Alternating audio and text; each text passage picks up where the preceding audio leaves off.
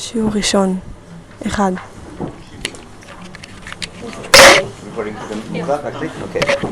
Boker Tov, good morning. When we're picking a topic for today, I try to always relate it to Parshat Shavua. And this week we have Parshat Parah and Parshat Tzav. I was looking for something that ties them together, and the giveaway word is the word Torah. Correct? Because how does Parshat Parah begin? Zot Kukat HaTorah. And in Parshat Tzav, how does it begin? Zot Torah Tola, Zot Tatchata. Now, I just want to do a check. Last time, about a month or two ago, I gave you a share about the word Torah in Sefer Dvarim. I'm not sure if everyone remembers from a month ago, but that's not our topic today. But I mentioned the word Torah has a special meaning in Dvarim. But when we begin Parshat Parah, when we begin Parshat Parah, it says Kata Torah. Why is it so famous? What's chukah usually understood as? What type of law? A law that doesn't make sense or is understandable. And if there's one law that makes no sense in the entire Torah, what is it? Paraduma. I think the word is quintessential, something like that? Yeah. In English, quintessential? Okay, yeah, that's English. It's hard to pronounce it. It works in Scrabble. But basically, when you have that opening line, it sounds like this is the chok, like the ununderstandable law of the entire Torah. This is the chok of the Torah. And when we say HaTorah, we're referring to, what's in here, remember? HaTorah? Isn't that how it's understood? Right. So the goal of this year is to try to explain why that's not the simple meaning of the pasuk. It might be true that this is a chok of the Torah, but in Sefer Vayikra, the word Torah, the word Torah in Sefer Vayikra Bamidbar does not mean Torah. There's no why, if you understand my joke. In other words, in our jargon, the word Torah means now the Torah also Torah Shvichtav, Torah Shemapen, any study. In fact, in some yeshivas, if you study Chumash, it's Bito Torah, right? Torah has the widest meaning. But usually, when we say because of Hagba, remember we say V'zot HaTorah? We have the assumption that the word Torah refers to the 5 books of Moses. Yeah.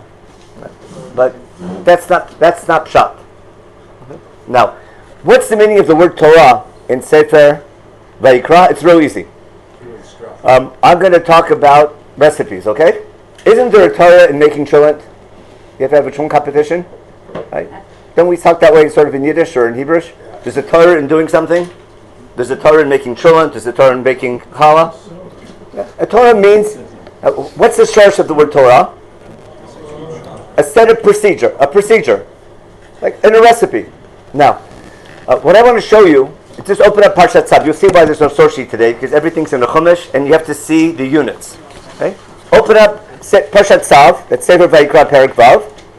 I gave out the big Chumashim, so it should be a little bit easier. You can follow without it, but if you see it inside, it'll be very helpful. We just read it this morning, if you were there in Torah learning. It said, Vaydaber Hashem Moshe Lemor, Tzav et Aaron v'et banav Lemor. What's it say? Zot Torat Ha'olah. Okay? Because this is a procedure for how the Kohen has to bring the Korban Tamid, the Olah, the burnt offering every day in the temple. Okay? Really easy, just burn it. Okay, yeah. Now, look at the next paragraph, what's called the next Parshiah, right afterwards. How does that begin? Look at the paragraphs. Zot Torah HaMincha. Skip one, because that's a little parenthetical. What's the one after that?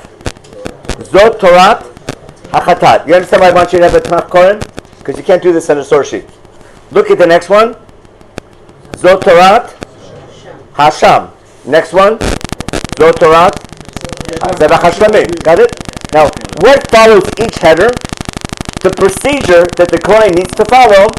Like if you're in the medical profession, there's a protocol, there's a procedure for an operation, isn't there? You can't decide in the middle of an operation, I'm going to do it this way, that way. You follow the protocol. There's a Torah, it's a protocol. A set of horot. Now, look at the very end of chapter 7, the end of Perek Zayin. 2 lines before the end. You see the summary? The very end of Perek Zayin. What Perek is it? Lamed Zayin. What's it say? Lamed Vav, Lamed Zayin. What's it say? Zot HaTorah. Everyone see it? Okay, the end of Perek Zayin. Second to last line. That's going to be Pasuk Lamed Zayin, right? Zot HaTorah lo ola lamidcha lachatav lasham lemidluim zevach hashamim. Right? Isn't that a summary? What we had in chapter 6 and 7 is a set of instructions for how to bring korbanot. That's who is this section instructed to? To Aaron, because what's Aaron and the Kohanim? It's their job to offer them. Whereas Parshat Vayikra was directed to who? Who's directed to in Vayikra? The Bnei Yisrael. Because I need to know what I can bring. If I want to come and visit God in the temple, I can bring I can go fleischiks, or I can go gluten. I can go flour, remember? I can bring an animal, or I can bring flour. And if I bring an animal, I can give the whole animal to God. Or if I'm Jewish, I'm not going to waste it. I'll give God the high cholesterol and the blood, and we get the leftover. Okay? That's a shlamim. That's a great Jewish idea. The Jews came up with that idea. No. Because in ancient times, you bring an offering to God, God gets the whole thing. What's this idea that we eat 95% of the korban and just give God the high cholesterol? That's the Jewish chap. No. So that's the word Torah, and in case you're going in Sefer Vayikra, as long as going through, take a look, for example, Parshat Tazria. Remember? There's what's called Zot Torah Tayolevet, just to ring a bell, in Perek Yud Bet. Just go to Parshat Mitzorah, Perek Tetvav. Perek Yud Daled, just to get the idea. Perek Yud Daled begins. Vaydaber Hashem Moshe lemor, Zot Tieh Torah Tamtzorah. Isn't there a whole procedure? It's crystal clear now, isn't it?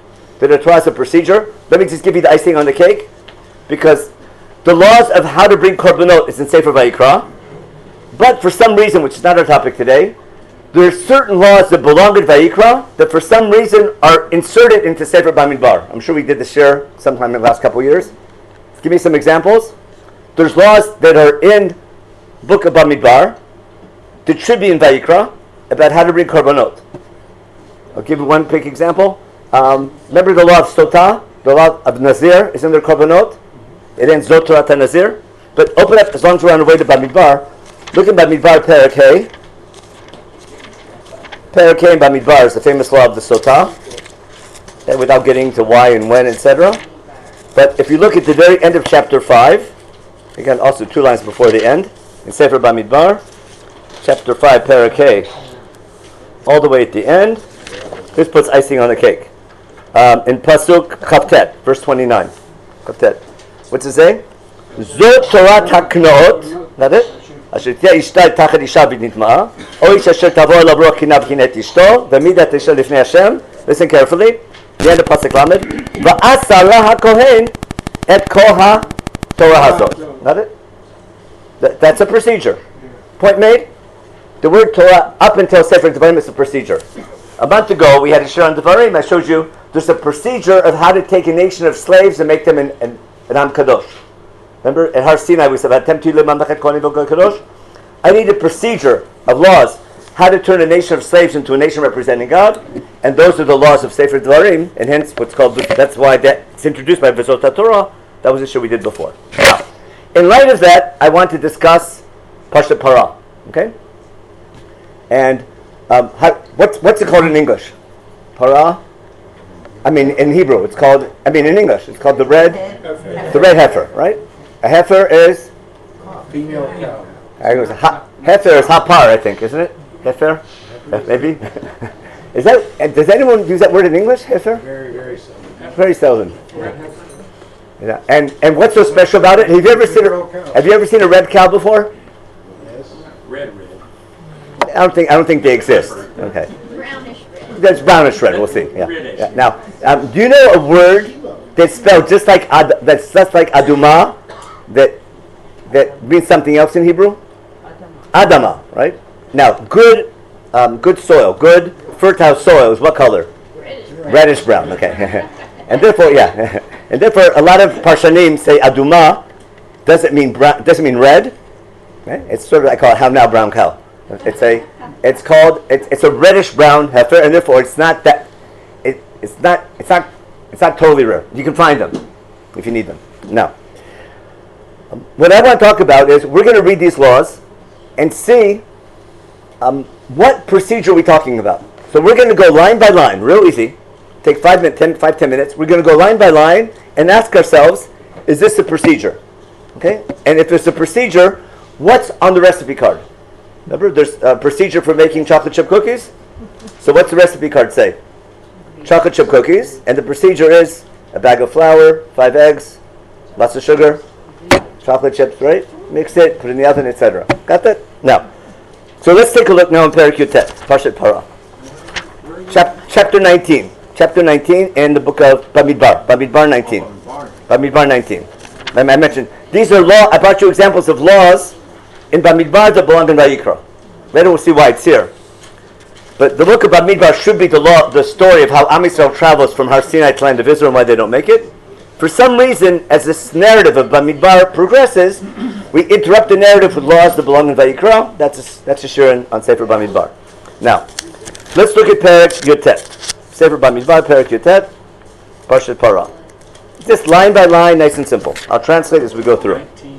Chapter 19, verse 1. Okay. Vaydaber Hashem Moshe v'Aaron lemor. Interesting, God's talking to Moshe and Aaron. We'll see why in a minute. Okay. Zot chukat Torah. This is the chok of the Torah. We'll see what the word Torah means in a minute. Asher tziva Hashem lemor. Daber Aaron. Okay, tell Aaron the following. Vaychu elecha farah aduma tmima. Take a paraduma, okay, a reddish brown. With tmima means without a blemish. Asher ein bo mum, without a blemish. V'lo aleh aleh, what did it never do before? It never worked a day in its life. Okay? No, if you go to the local kollel, the para kollel. Okay. You take a part that never took a yoke. Remember? Something pristine about it. Now, okay. Now, is that a step? Would you call that step 1 in the procedure? Yes. Take what's the first ingredient? I need a Cow. A reddish brown cow. Okay. That what do you call it? Never a brand, not refurbed, not a refurb, and not a a brand new product. Okay. Why you have to write Tamima and Ein? That's a good question. Tamima means Tamima. It's got to look nice also. Sometimes you might not technically find a moon, but it's got to have that light complexion. Okay. No. Yeah. Go to the yeah. It could be. Because but Tamima means people were Tamim. At my Seder last year, there was one kid who was very Tam. It was very. The question what Tamim means. Now, Tam can be. Remember who? Was it Noach? Ish Tam, yeah. Oh no, Iyov was Ish Tam B'Yashar. So yeah, and Ish Tam. That's right. But and Esav was Oh, he wasn't an Ishtam. Yeah, he was a businessman. Okay. You can't be a businessman in Ishtam. Yeah. Otherwise, people like Lavan will rip you off. Now, what happened? Okay, now, next day, Pasuk Daled. I'm sorry, Pasuk Gimel. Umtatem ota Elazar HaKohen. You give it not to the Kohen Gadol, but the Sgan, like the second in command. Takes the, you give the card to him. Votzi ota michutz hamachaneh, v'shachat ota lefanav. You take this cow outside the camp, which is a strange law, but we're setting an animal outside the camp, and we're giving it to, and it's going to be done in front of the Kohen, in front of the Elazar, okay? Is that procedure? That's step 2, isn't it? Okay. Step 3, Pasuk Daled. V'lekach Elazar Kohen midama betzbo. After they shech the cow, you receive the blood with a vessel. Got that? Viza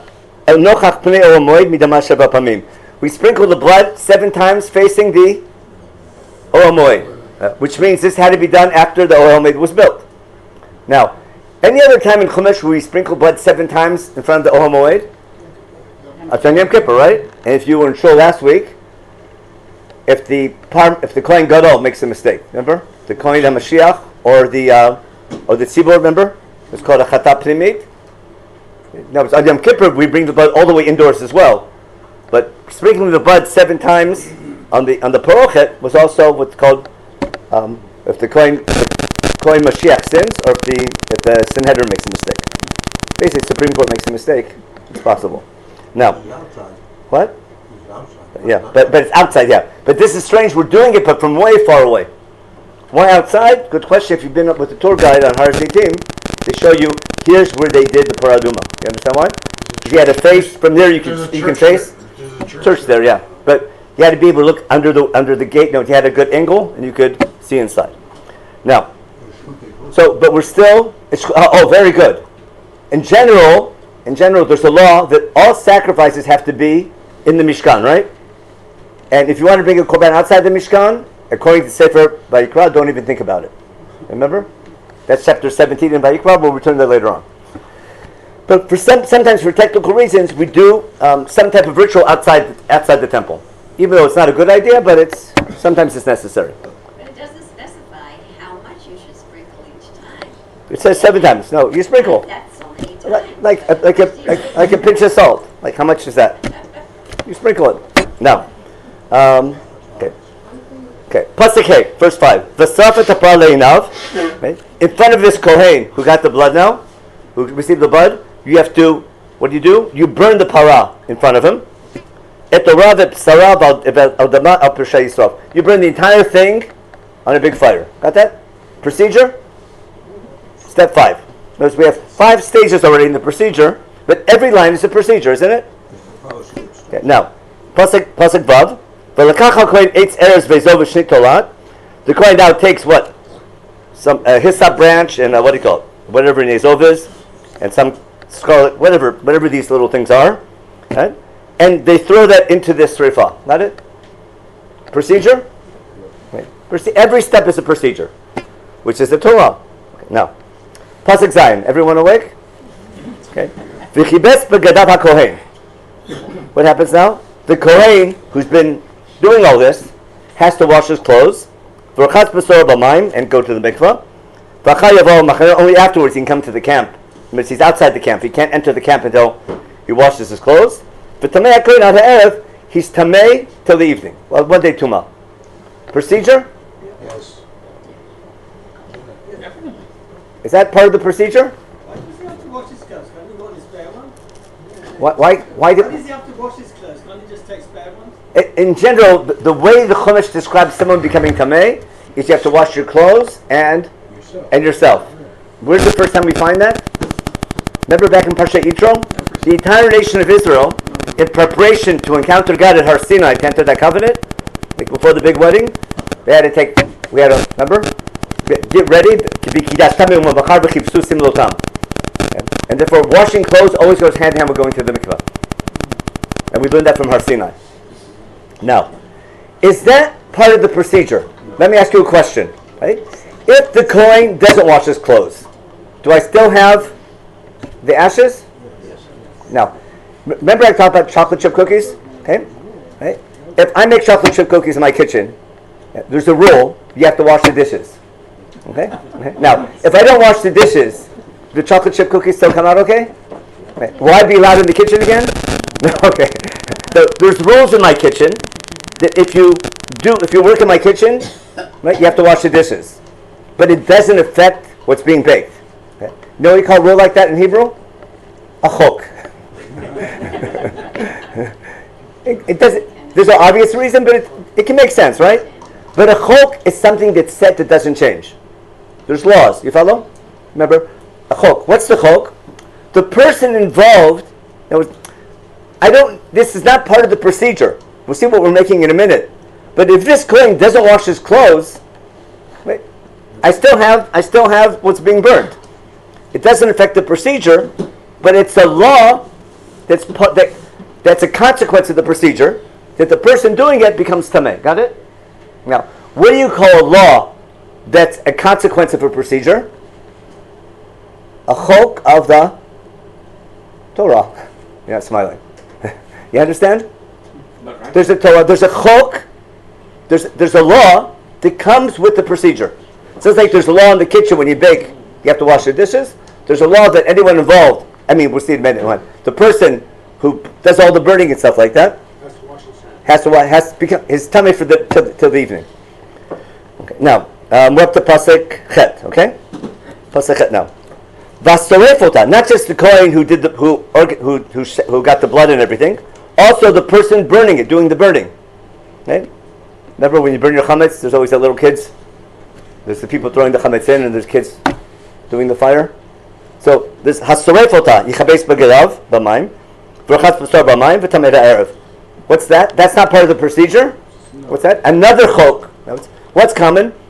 The Kohen, right, and the Soref, the guy burning, anyone involved in making this whole procedure becomes tameh. Soref doesn't have to be Here it doesn't seem like it, but yeah, it doesn't say so. I'm pretty sure. There's a whole deal though about later what each person has to be. Okay. Now, pasuk tet. Everyone have it? Pasuk verse 9. Vasaf ish tahor et efra parah. What's vasaf mean?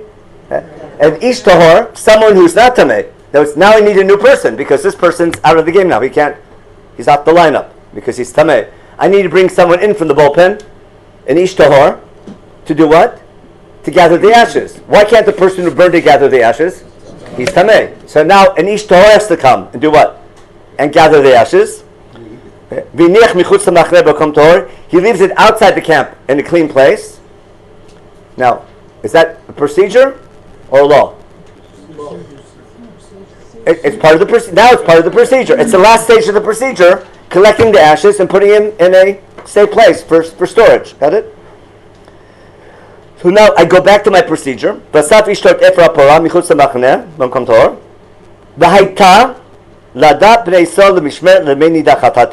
What's V'haita referring to? The ashes, right? I now have ashes. In Hebrew, ether. I have ashes, and what do I need these ashes for? For the congregation of Israel, for safekeeping. Why do I need them for safekeeping? Okay, to make sprinkling water. Mei nida doesn't mean, it means here nida means sprinkling water. Got it? Because what am I going to do later on? There's going to be another procedure to do what?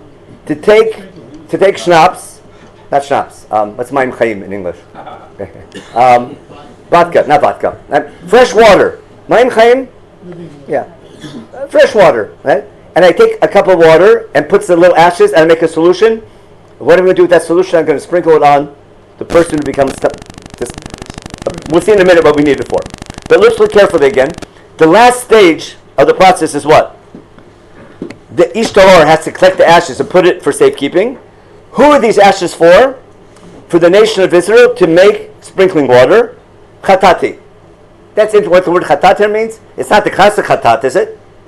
But it's usually the word chatat means purification, like lechateh. Like how do you in Corona days? What word did you use when you had to cleanse? What? Disinfect in Hebrew. Lechateh. Remember? Lechateh at techeder. We used that word in Hebrew, didn't we? The OR needs chitui, doesn't it? You have ants in your house. Whatever you need, you bring whatever the guy is who uses poison and not allowed to use. But they do chitui, right? And you hope no one. But that's the word for it. It's something cleansing. Now let's go back to. Now what do we have now? What did we just make? What's the name of the recipe card? Efer parah. Got it? No, I have a procedure. There's a Torah how to make efer parah. I need it later for another procedure. Now let's look at pasuk yud. The person who collected the efer now becomes tameh, right? Is that part of the procedure? No, it's another chok. See what's happening? Everyone involved in making the ashes becomes tameh, which is now the chok of the Torah. Is that simple pshat of the word? And each chok is three different chokim, but they're all exactly the same. Anyone involved in the process of making these ashes becomes tameh. Why? Yeah. How about Elazar? He's supposed to be there. Yeah, it seems like he's the one who becomes. He's overseeing it, but he's also involved because he takes the blood and he throws this in. Yeah, I'm pretty sure he's the guy. He's the Kohen. Yeah, he's the one. If he did the shechita or someone did the shechita, that's unclear. But he's definitely kabel. But Elazar Kohen becomes tameh, and the soref and the osef. Okay. No, the whole team. No. Yeah. Now. So now pasuk good. Okay. listen carefully now. Vaita livnei Yisrael v'lagia hagar b'tocham lechukat olam. What's Vaita referring to again? Vaita, this ether, these ashes are for who? For the children of Israel, and for who? And for the ger, convert, Jew or non-Jew? Gentile? No, it's a convert or a stranger. Did I ever do this shit with you or not? I didn't do the shit on the ger with you ever? Okay, next class we'll do a shit on who the ger is. Okay. I'll prove to you this. Remember the phrase Hager Hagar B'tocham? I'll give you an example. B'nei Yislach l'chol hadad b'nei Yisrael v'hager Hagar B'tocham. Now, how could that sound so familiar? When do we do that? Like the whole on Yom Kippur and Kol Nidre on a full stomach. Remember? Now, remember that verse? Now, you remember saying, don't you? The ger you talked about, you never noticed. A convert, a Jew or non-Jew? Right, agree. No one ever thought about it in their life, did you? You just read the pasuk, right? Now, yeah. What? I don't know. I never thought about it. No one else did. But you're davening, right? But you're not thinking about what the pasuk means. You're thinking about what? How am I going to get through the next 25 hours? What?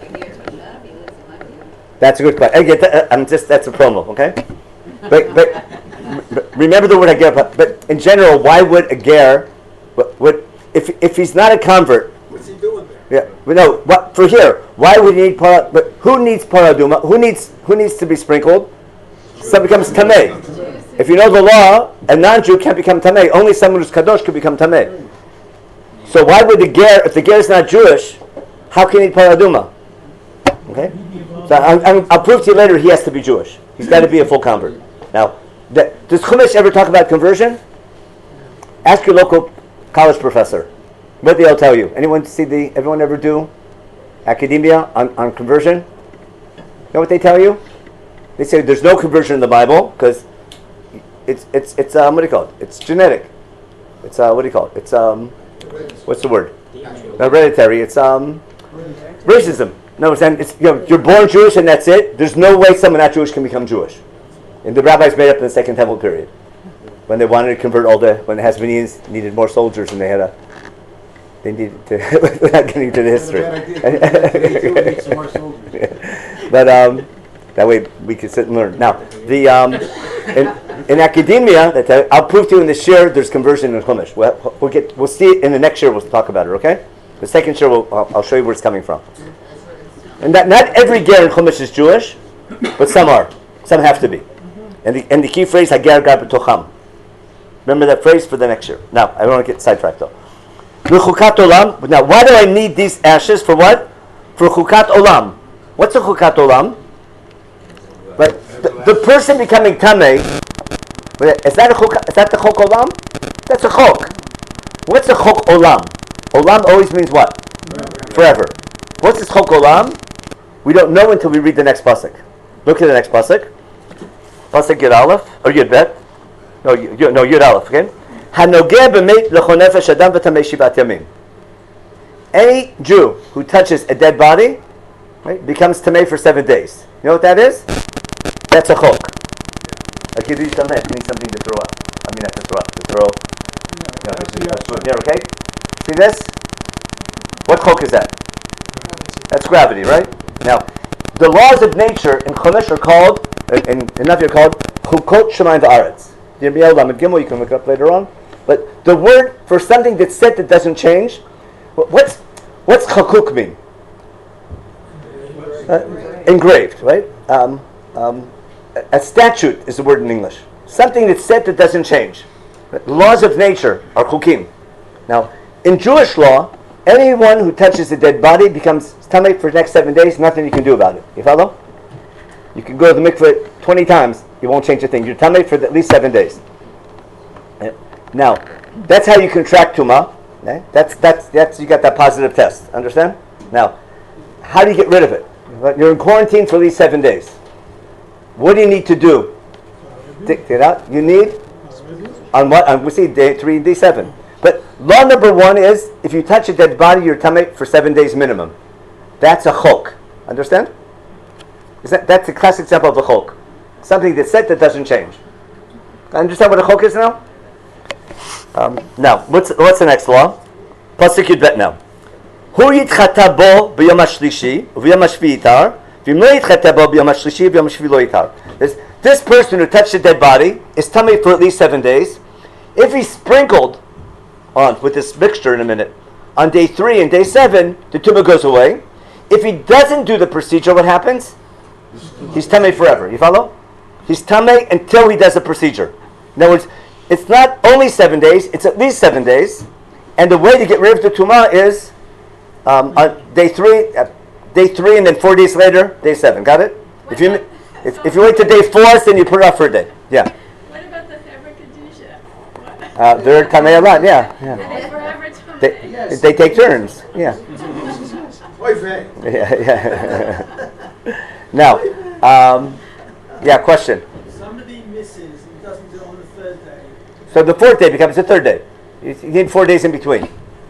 It's at least 3 days, and then but 4 days later you do start. Now, is that a chok, or is that a procedure or a law? Yes. No. A more absolute statement. Don't ask any questions. Why? Chok is bang. That's the law. That's a law, okay. But this is still part of the chok of what? Of tumat met, but implies the need for a procedure. You follow? Yeah. You follow? It's a chok. This is also a chok of tumat met, but the chok implies the need for a procedure. Yeah. You follow? Make sense? This is how the chok is implemented. Yeah, but the way, there's a chok that if you touch a dead body, you're tummy for 7 days, at least 7 days. And if you don't do the procedure, you're tummy until you do the procedure. So that's a law, but that law tells you, I'll need a procedure of called chitui. We didn't get there yet, but we're going to get there soon. Okay, now, Pasuk Yud Gimel. Kol nogeh b'meit b'nefesh adam asher yamut v'lo yitchata. If you touch a dead body and you didn't do this procedure of purification, at Mishkan Hashem Timei, notice if you visit the temple, right? Notice if you're tested positive, okay, and you go to public space, to the Mishkan, oh, that's bad news. You understand the Corona example? I'm just giving you an example to clarify. In other words, you can't go to the temple if you're tamei, okay? And what's your punishment? Okay? That's another chok that what? If you enter the Mikdash tamei, that's not good. You follow? You're kaiv karet. Why? That's a topic about kaiv karet. And I'll give you just a quick, in a nutshell. Visiting the temple, if you follow the Ramban, is equivalent to remembering the Har Sinai experience. Understand? Remember, we stood at Har Sinai. To remember the Har Sinai experience, we visit God. The temple, remember the famous Ramban, everything to the Mishkan are reminders of Mount Sinai. And therefore, a visit to the temple is visiting Mount Sinai. When we visited Mount Sinai, what do we do? What do we need to do beforehand? Preparation. And therefore, if you're not prepared to meet God and you go to meet God, that shows a lack of respect, not just for the temple, but for the covenant at Har Sinai. And therefore, the consequence is you're cut off from the covenant. In other words, anything you do, let's give you an example. Let's say Shabbat is a reminder of Brit Sinai. You ever read about that? Remember in Parshat Kitisa? Shabbat is an Ot Brit. Shabbat, remember? Shabbat is our weekly reminder that God chose us at Har Sinai to be His people. If someone desecrates the Sabbath day, you're taking the symbol of your covenantal commitment and you're desecrating it. What's the consequence? Karet. You're cut off. You're off the team. You follow? Forever? No, that's a good question. Can you undo karet? That's a great question. Ask your local rabbi. You are the local. If you can do confession. If you're.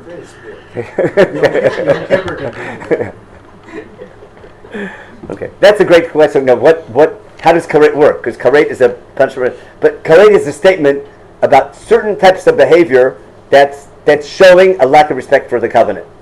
Of course, you can do tshuva, but you have to do something to show you respect the covenant. Yeah. How do you reconcile that with let's say, Slopa? According to what we believe, their father was the one who was gathering wood, I believe, on Shabbat. Yeah, it didn't say that. That's a midrash. He was in B'kol Sheish Eitzim, and therefore, But he didn't get carried. He got killed. He got put to death. That's my point. Oh, that's something else. No, I'm talking about Din Shamayim.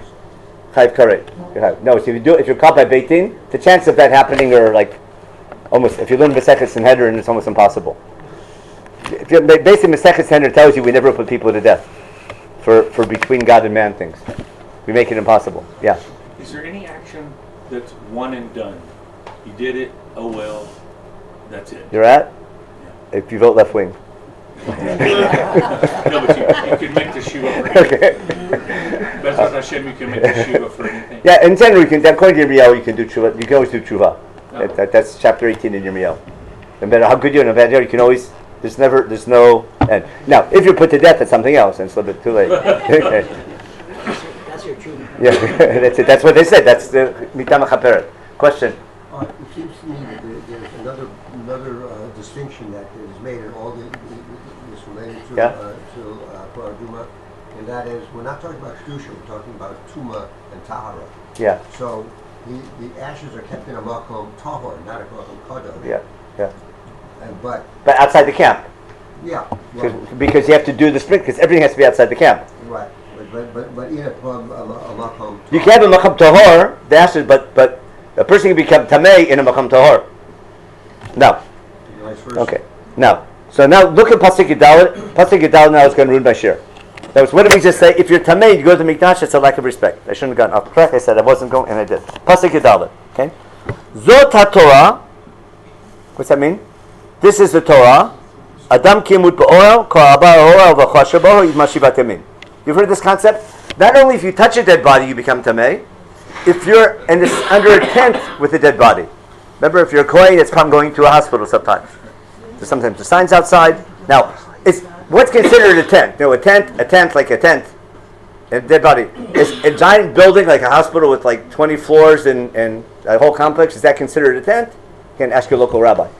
That's complicated. There's a whole masechet called Ohalot that we only learn when someone has your side or something like that, but no one ever understands. If you learn Mishnayos, but it's really complicated. I'm not going into that. All I'm getting at is that this ruins my shir. Why? Because this is a chok, isn't it? Okay? If you're under the same tent where there's a dead body, you're tamei for 7 days. It's not a Torah, it's a chok. Now, the answer is simple. There's an implicit lamed in Pasuk Yudaled. I'll prove to you in a minute. This is the Torah coming up. We'll see in Pasuk 17, in verse 17. Notice, what's coming up will be the Torah for who? For someone who becomes tamei for 7 days. Understand? There's an implicit lamed. This is the Torah coming up. We didn't get there yet. For who? For Adam. What do you call it? In a case, for Adam who's in a tent. Not what do you call it? I mean, for the case, should a person die in a tent, and everything in the tent becomes tamei for 7 days. The person, everything. What? The dead body isn't tamei, but the people in the tent, yeah. Not the Adam, the person who dies in the tent does become tamei. It's too late for him. But everyone in the room becomes tamei, and everything in the room becomes tamei. And if there's an open vessel, remember, everything inside becomes tamei. If it's closed, you're okay. Now. No, he needs to. That's a whole different thing about that. I'm not getting into it. We'll talk about the life now. Okay. And every open thing is tamei. Now, pasuk tetzayin. Not only someone in the tent becomes tamei.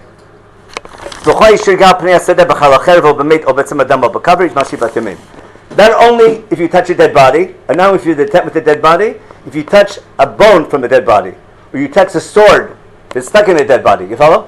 You don't touch the body but the sword, or you touch a grave. What defines a grave? Big question. You're also tamei for 7 days. In other words, I just increased the amount of people who have 7-day tumah. Now starts the procedure in verse 17. What's the procedure? What do I do now? I take those ashes, don't I? And I put them in fresh water, mix it together, and now that's stage one of the next procedure. Understand? This is called a procedure of haza'ah. And you noticed the typo, didn't you? No. My question is, these words were Zot HaTorah. It's referring to Pasuk Yud I Zayin. understand, but the Chumash could very easily have just started Yudaled with Adam ki yamut ba'oel It could have, I agree. I can show you why later, but I will hold that for now. But I'll just take it as a given, and every time I'll try to prove it to you. But there's something that's more important now. Let's look at the procedure, and we'll go back and see where the procedure is. Okay? So the first thing we do in the procedure is fresh water, some ashes. Right? Again, in a tahor place outside the camp, mix it together, we have a solution. Okay? We take a hyssop. You remember the laws of Korban Pesach? The same thing. We take, then we dip the hyssop, I think it's called a hyssop branch, yeah, in the blood and sprinkle it on our doorpost. Here we take this up in the water and sprinkle it onto the, on the tent, or the person, or all the kelim in the tent. You follow? Anything that was tameh has to be sprinkled on what? On the that's going to summarize everything. Now, this half of your answer is what? This I need to say this for the things I just said. Remember, there's a bigger question. Why separate the first case of Tumah, and then give a list of other cases afterwards?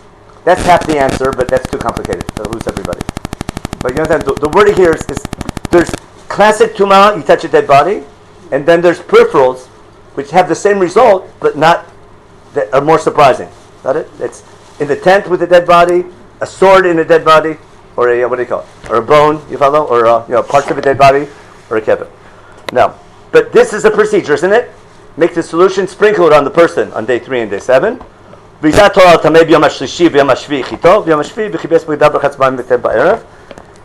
And if someone was tameh, right, and didn't do this procedure, again, he goes to the Mishkan, he's tumah. Before I run out of time, I want to do the most important part. Go back to Pasuk Yud Zayin. Look in Yud Zayin. I want someone to find me a typo in your Chumash in Pasuk Yud Zayin. Try to find a typo. You know what a typo is? I've misspelled a word, like when you write what's up. It fixes the word for you. What?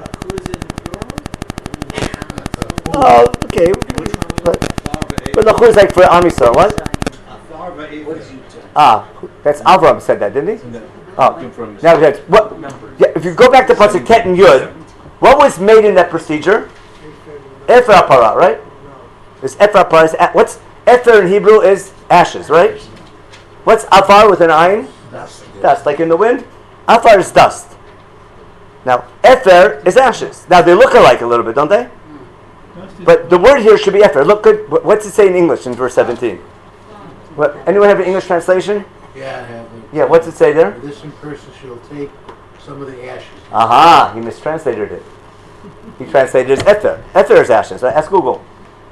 Ether is ashes. Afar is dust. Okay. Yeah. There was. Do you see the what's up this time out? There's a what's up about translating to put makeup on your children. How do you say to put makeup on someone in Hebrew? La'aper, right? La'aper. So they asked Google Translate la'aper tiladim. It said in English, if you how to cremate your children. That's so. I mean, it's sort of funny. But it's a classic example of mistranslation. Or when they say these fruits had the foreskin taken off.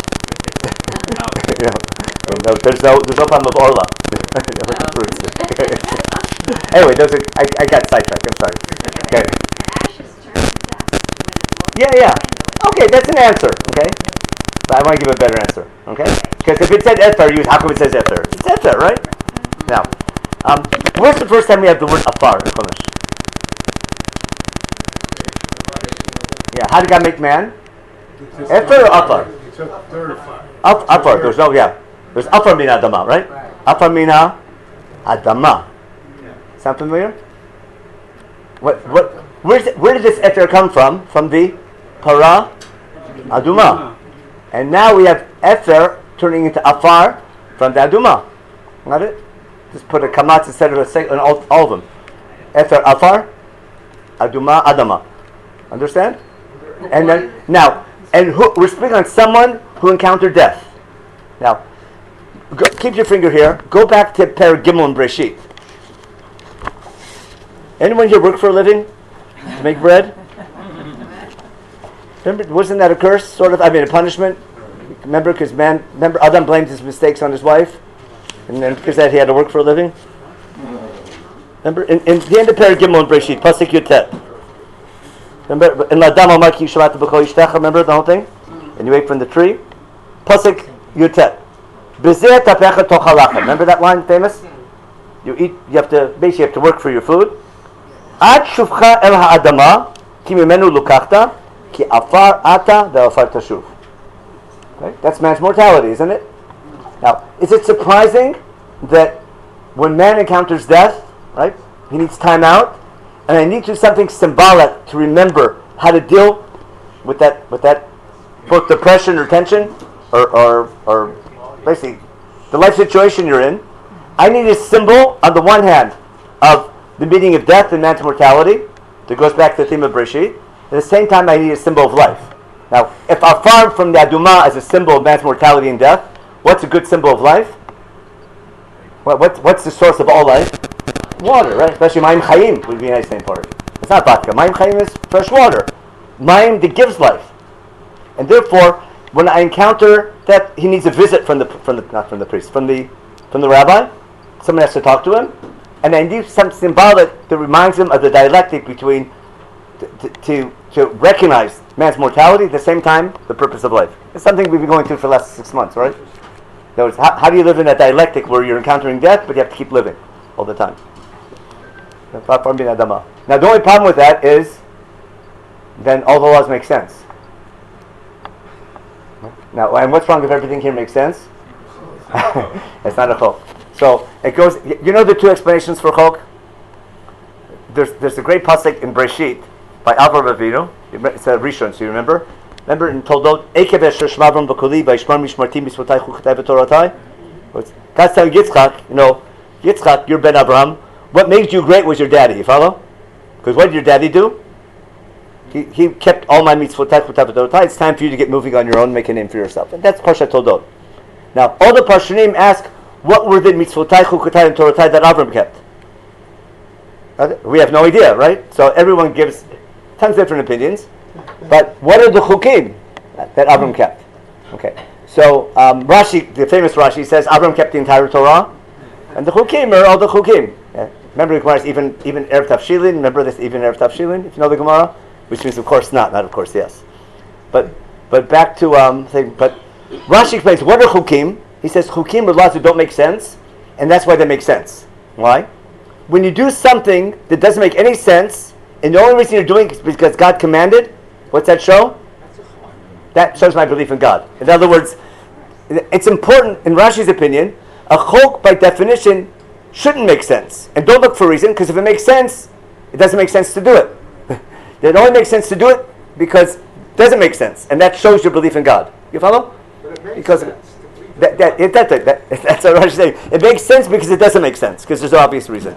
Well, there's no reason for it. There's no reason. And I'd rather it's almost like pointless. Now, Maimonides, Rambam, right, totally disagrees. In the end of the book of Korbanot, at the end of Hilchot Milah, and also then tomorrow, he says the same idea. He says there's a commandment to try our best to understand all the chukim. And he says if we were living at the time of Matan Torah, they'd probably make a lot more sense. In Moreh Nevuchim, he spends chapter after chapter going through all the laws that don't make sense, right? They have no obvious reason, and tries to give a reason for them. But that's his approach. Now, he doesn't say that's for sure the right reason, but he says there's a value in trying our best to understand chukim. You know all the holidays are called chukim, aren't they? Chukat olam b'dorotechem b'chol mashvotechem. Remember in Parshat Emor? A chok is something that's said that doesn't change. It doesn't have an obvious reason. A law that has an obvious reason, that's a mishpat. It's based on logic. But laws that have no obvious reason, but once you're doing it, it makes sense. Remember, next year, Zot Chukat HaPasach. Korban Pesach makes sense, doesn't it? But it has laws. A chok is something, a chok is not defined by whether it makes sense or not. What defines a chok is something that's said that doesn't change. Like Chukot Shemayim V'Aretz. Got the idea? It doesn't have to make sense, it has not have an obvious reason, but it should have a reason. So I'm just giving a logical reason of why we have afar from the Adumah. And Tiyadu with Mayim Chayim, because it helps the person deal with this tragedy. Yeah. I think it's been described as the mishpatim are those things which, by natural process, you would have come to do. That's right. That's why it's called shvita, a shofet.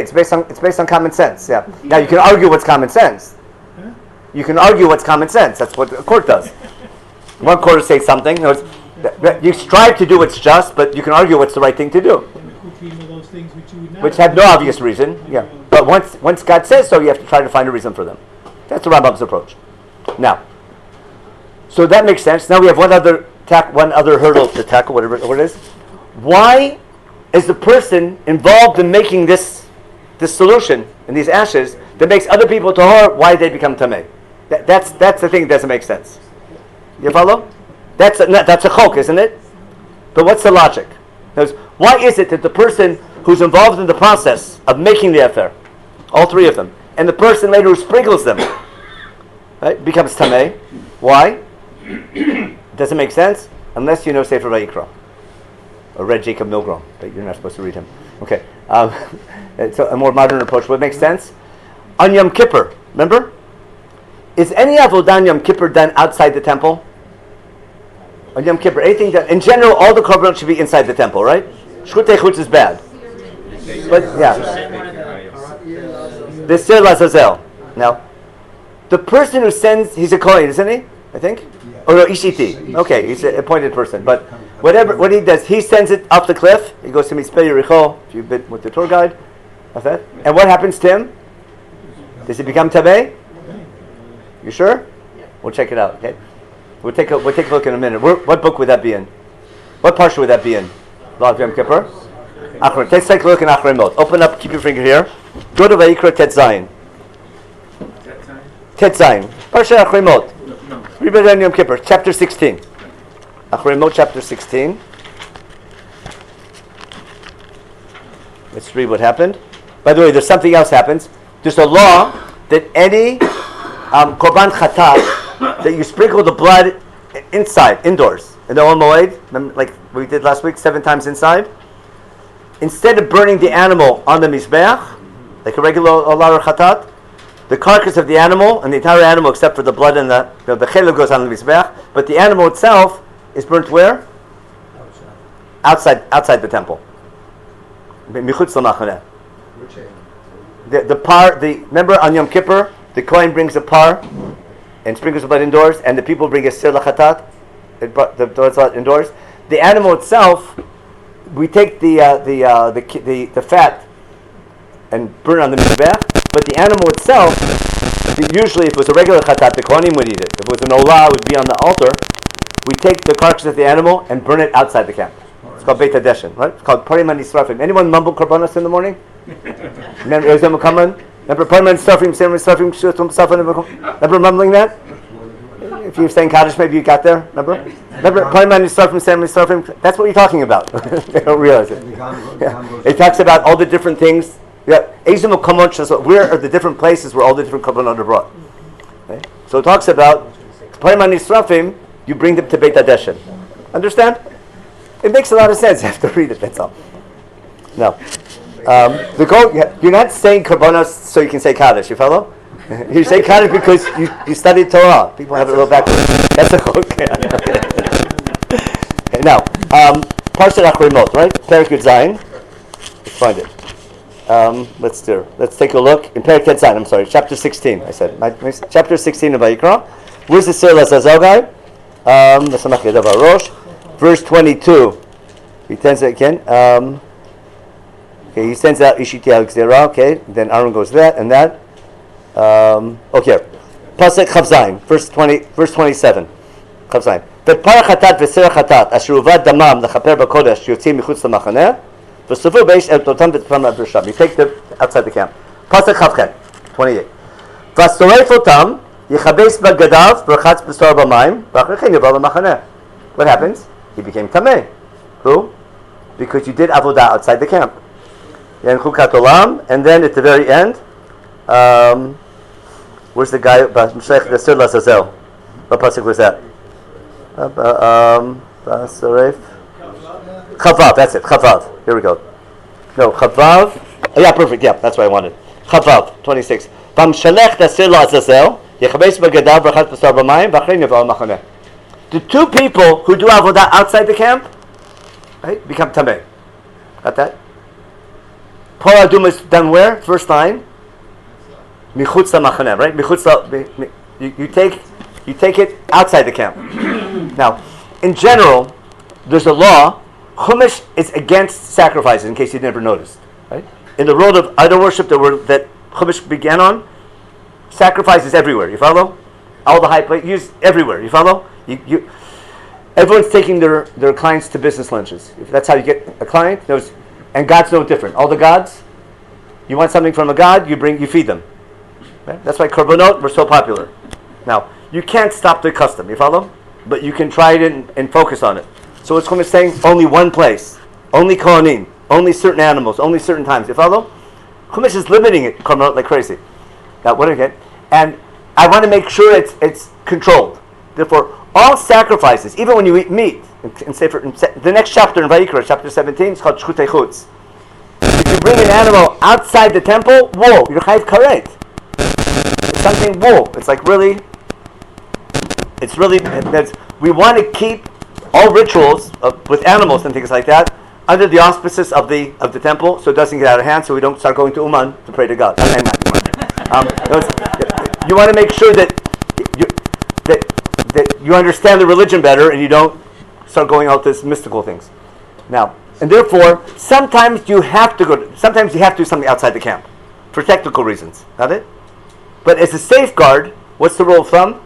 Any ritual performed outside the Or Moed, automatic tumah. Which explains why everyone involved in the Parah aduma process becomes tamei. Not because it doesn't make sense, because it's done outside the camp. And it's part of a general rule for the temple. Yeah. And now everything makes sense. Yeah. Doesn't it then say the tamei on priority? It then say tamei, that's right. So that's the argument. He only needs to wash his clothes, or the rabbis, what they do, they compare them all. They have the short version, long version. Wait till you learn Hilchot Nida and things like that. What it says in Chumash, what we practice is a totally different ballgame. But when you learn the Kala classes, you'll But the procedures that are done outside of the Olam Moed, you're using kind of reason on which. It's really bad. But it's like sometimes God allows it and permits it. When that happens, just as a safeguard, you're yet tumah. That's all.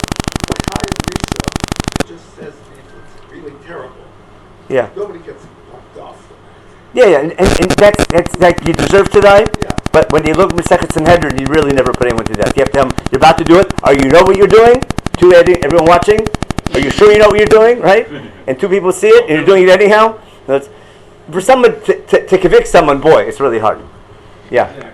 If I'm not mistaken, correct me if I'm wrong, at some point when we reestablished Parah aduma, et cetera, and so forth, and even in the days when we had it, somebody was always going to be tamei. But that's the whole sugi. We need a child born, right? And we need in order to make a Parah aduma, we have to raise a child who never became tamei in his life.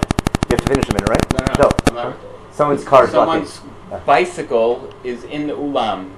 Would you please just remove it because it has to be taken outside? We have to clean the ulam. Thank you very much. Okay. Sure, no problem. Good to see you. How are you doing? That's right.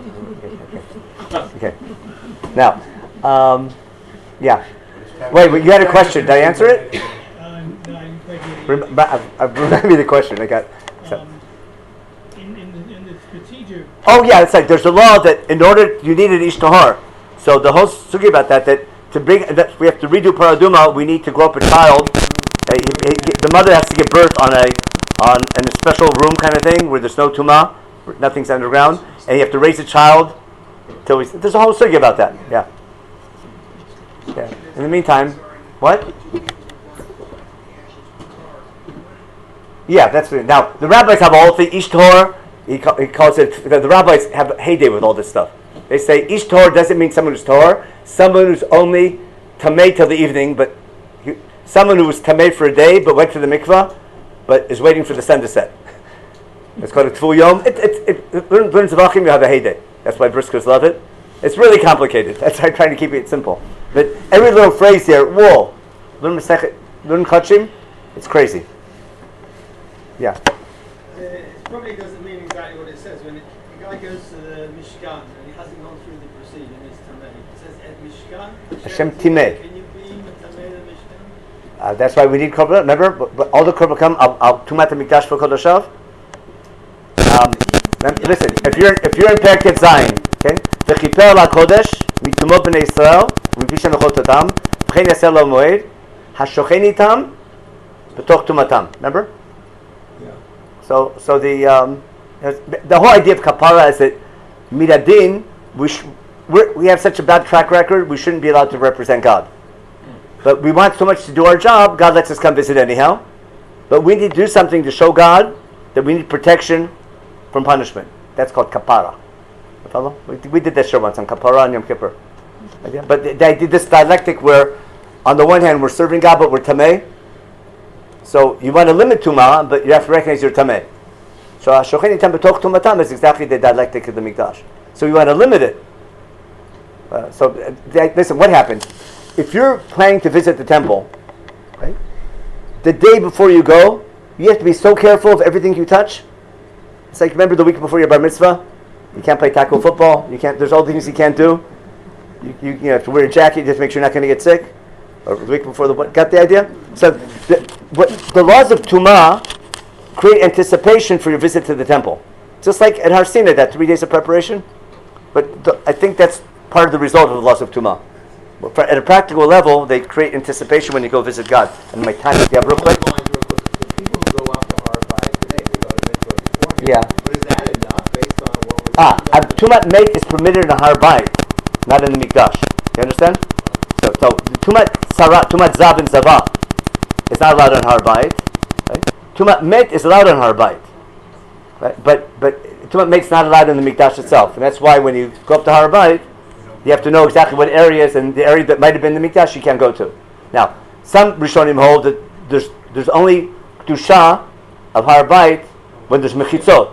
When there's a temple, the question is there Kedusha when there's no temple. So that's the big machloket between Rishonim.